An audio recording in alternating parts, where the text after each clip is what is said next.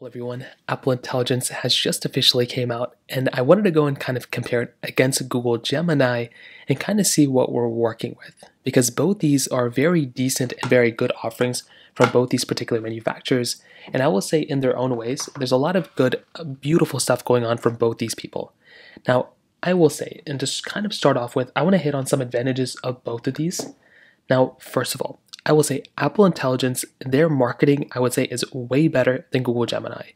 Within Apple Intelligence, you're getting a lot of cool stuff built in, and there's kind of like a good dedicated app. Again, this is like, this isn't fully fleshed out yet. This is probably what it's going to be in the production, but it's not going to be like this probably a year from now. So you do get this Apple Intelligence in Siri type of outlook inside of your, settings application. And you can see right here, it looks pretty good. This is beta 1, by the way, so this is not how it's going to be like a year from now, but for the beginning list, it is a joining waitlist kind of situation.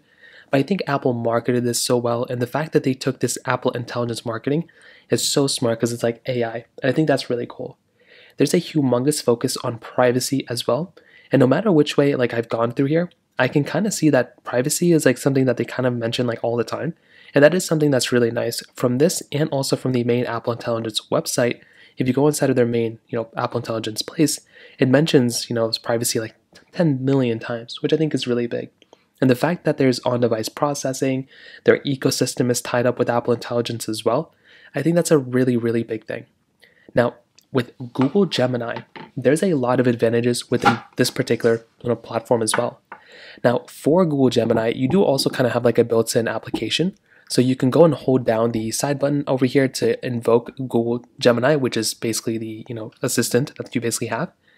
Now there's advantages for Google Gemini as well. For one, it's available on a multitude of different devices, and it's available on a multitude of different websites and different applications. So this is a really cool thing. Apple Intelligence is tied within Apple products, and Google Gemini is not tied to just Google Pixels. It's tied to a lot of Android devices too. You can get it on them. But also, it's available inside of Gmail, Google Docs, Google Photos, and a ton of other areas as well. There's a chance if you're using some, Google products on your iPhone, you probably might actually be using Google Gemini products as well. So it's available.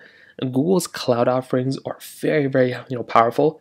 There could be more development inside of Google Gemini in the future, more so than Apple, inside of the Apple space, so that could be something that's pretty big to keep in mind as well. The Google Gemini application, it's very, very nice, and that is something that I actually like. And the big thing too is Apple Intelligence right now is basically inside of a beta. So if you kind of compare both, you're kind of comparing a beta compared to a fully fledged out product that's already available. So when you're looking at these two, you might think that Apple Intelligence is better in some ways, but you also have to keep in mind that Google Gemini is already available on a lot of different devices, and it's in production, not in a beta like on Apple Intelligence. So that right there, if you're wanting to just get one and use it every day, Google Gemini is already there for you. Now, from an actual use case basis, I would say there's a lot of cool stuff between both that I actually like. So there's a little bit of Google Gemini built inside of like a lot of applications inside of your Android phone, and there's a little bit of Apple Intelligence built inside too. For example, if you're going through and if you're starting like to message somebody inside of a text right here, you can see that Apple Intelligence will actually start kind of giving you suggestions as you're typing. So that is something that's cool. You can always hold down and get into writing tools, and you can actually get a lot of cool things within Apple Intelligence and kind of, get this like writing tool option. Now, if you wanted to inside of Google Gemini, you could kind of, build out something like you could take a screenshot of the text and send it over to Gemini and get it to kind of do the same thing. But having a built-in tool right here inside of, your Apple Intelligence tool, it's actually very, very cool. And I actually do like that a lot. And you can have it to like rewrite stuff. And it is actually a really cool thing that you have inside of Apple Intelligence. Like I said before, I think it's a really cool thing right there. On top of that, you can go ahead and have like images created for you inside of Gen AI. So that is something that's still being created. But I will say there's applications that can work around all these things for the most part, but having Genmoji and all that stuff is a very, very cool thing. But like I said, within the Google Pixel side, you can also kind of get the same thing too if you kind of use Google Gemini with Meta AI.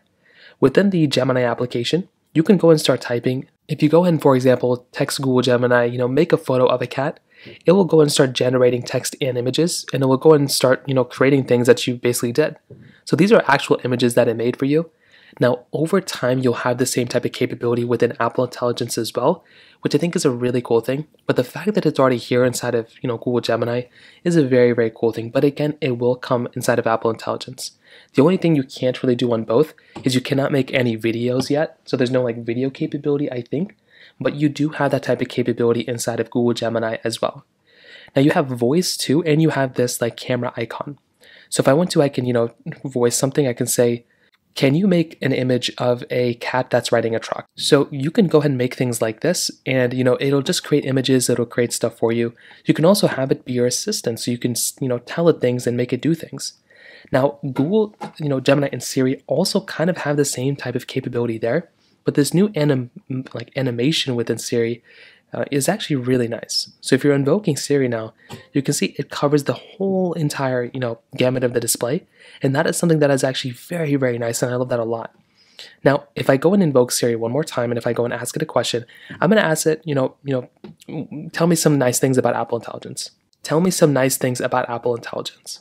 Now, I don't know why it said that. I feel like it should have given me something else, but it says keep talking to Siri. One thing I do like about this is that you do get the capability of going through and just, you can swipe up and you can actually talk to Siri instead if you want to.